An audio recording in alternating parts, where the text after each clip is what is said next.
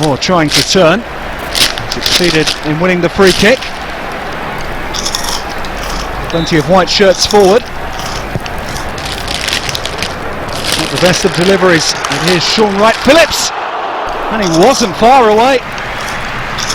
Less than 90 seconds on the clock to his Aston Villa colleague Gabriel Agbonlahor. Peter Crouch is arriving, and England have a 4th minute lead.